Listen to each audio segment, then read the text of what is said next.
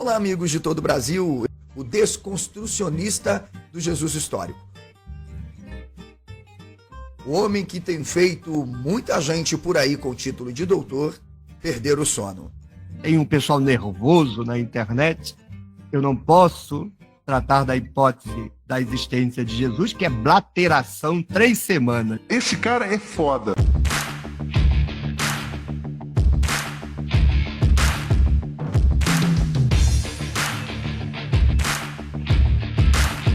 Se você é daquele que repete o que ouve, replica o que ler, está na hora de você conhecer a verdade que está por trás da Academia Nacional e Internacional. O que é um Jesus histórico de verdade? Há uma segunda documentação muito importante e que tem avançado muito desde o final do século XIX, né? Que é o material arqueológico.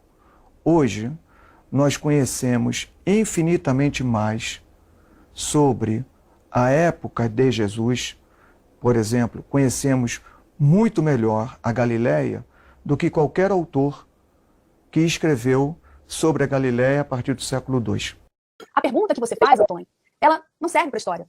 A arqueologia, isso inclusive é um pensamento muito do século XIX, como se a arqueologia servisse para provar algo. A arqueologia não prova nem desmente nada.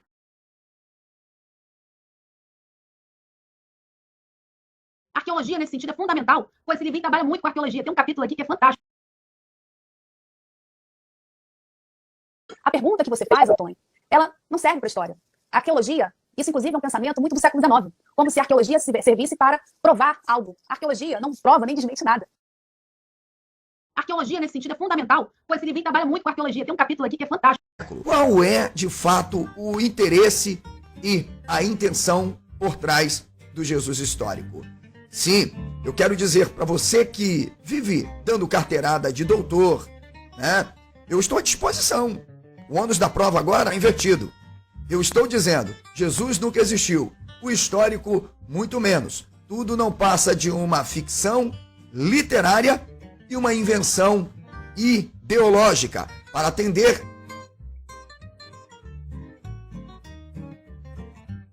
um grupo específico que depois do século XIX se apropriou do próprio debate sobre a crítica teológica para construir o Jesus histórico.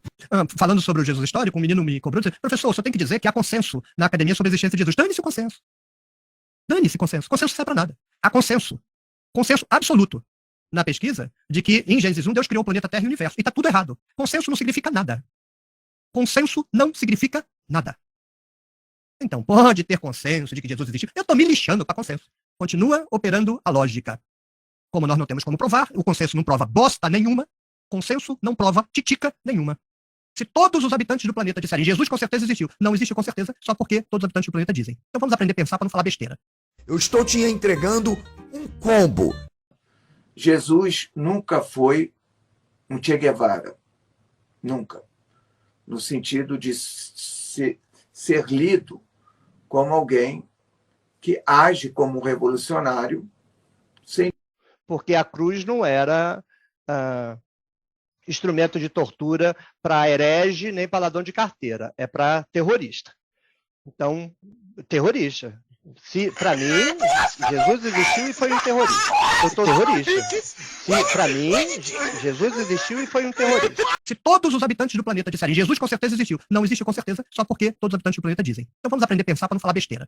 Depois disso que você assistir, se você continuar defendendo um Jesus histórico, o seu problema já não é mais de leitura, e sim de psiquiatria. E outra, um filósofo, um teólogo está ameaçando o governo, não. Que governo? Tentativa de golpe. O cara pregando um sermão dizendo, bem-aventurados são os vós que quando vos injuriarem. Olha, Roma estava tremendo de medo desses revolucionários. Olha como é que Roma estava tremendo de medo. Um cara que chega para um grupo e diz assim, ó, se te baterem do lado esquerdo, oferece o direito. Roma estava preocupado com esse tipo de gente. Um revolucionário ético.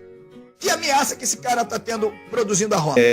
Eu quero iniciar dizendo que eu não vou mais a eventos acadêmicos, não vou mais a congressos, não vou mais a esses lugares, porque é um teatro de sombras, né? Porque é um teatro de sombras, né? Então você pega, eventualmente, orientadores que montam mesa de orientandos, ou colegas que têm afinidades temáticas, e os colegas têm afinidades temáticas montam entre si. E os colegas têm afinidades temáticas montam entre si. E os colegas têm afinidades temáticas montam entre si. Você não vê colega que tem divergência temática com outro montar mesa. Você não vê colega que tem divergência temática com outro montar mesa.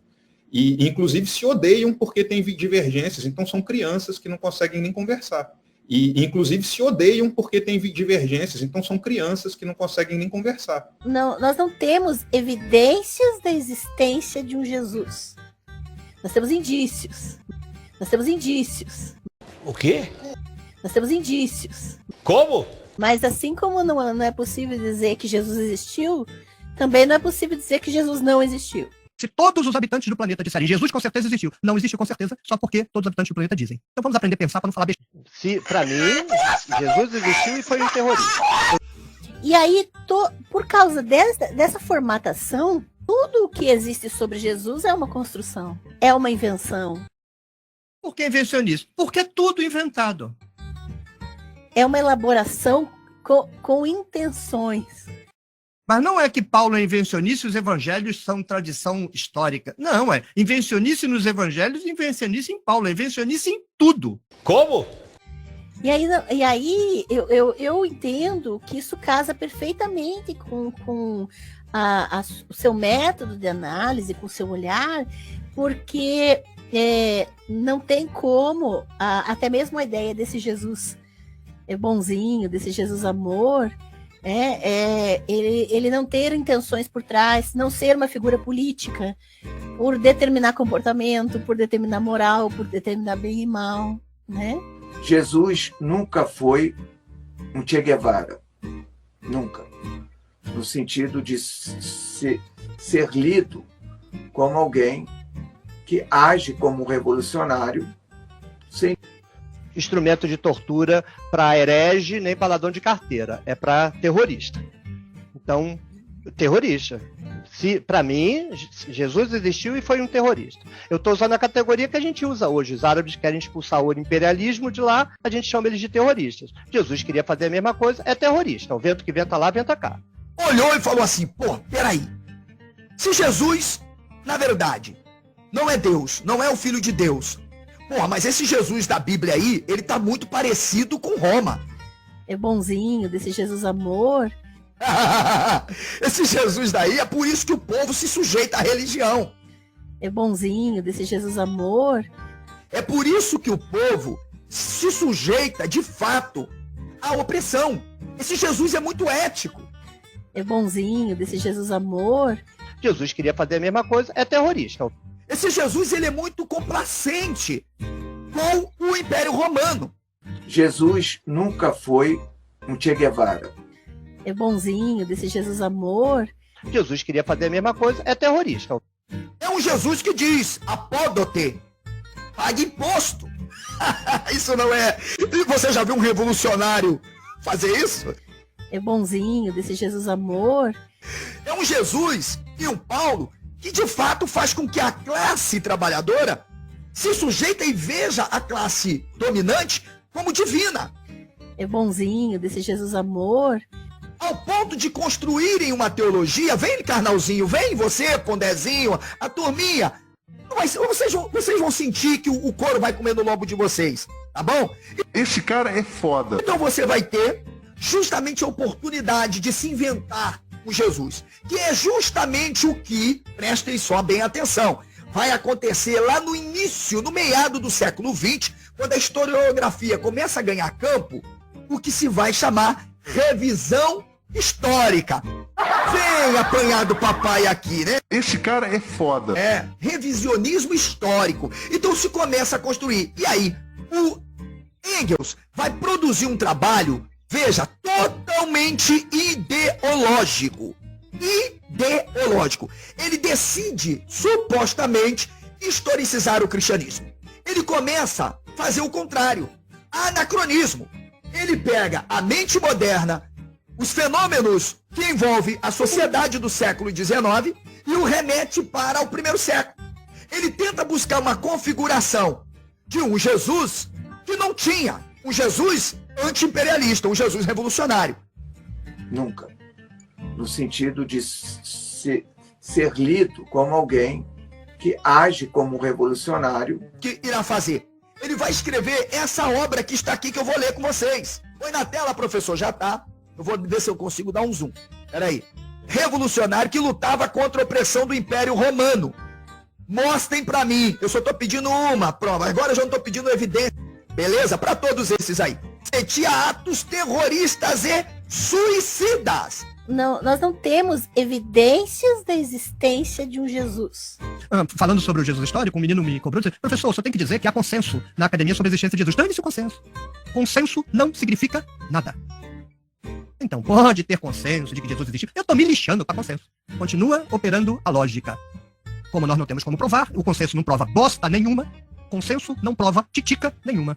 Se todos os habitantes do planeta disserem Jesus com certeza existiu, não existe com certeza, só porque todos os habitantes do planeta dizem. Então vamos aprender a pensar para não falar besteira. O que existe sobre Jesus é uma construção, é uma invenção. Por que invencionismo? Porque é tudo inventado. Eu, ao analisar ali Tácito, os anais ali de Tácito, eu ponderei o seguinte, que é um anacronismo. Tácito está pegando, não é, a experiência dele do século II e retroprojetando, jogando para um passado. Tácito, ele está falando ali, então, de cristãos no ano 64. Isso é impossível. O que existe sobre Jesus é uma construção, é uma invenção. Por que invencionismo? Porque é tudo inventado. Eu quero iniciar dizendo que eu não vou mais a eventos acadêmicos, não vou mais a congressos, não vou mais a esses lugares, porque é um teatro de sombras, né? Porque é um teatro de sombras, né? Porque é um teatro de sombras, né?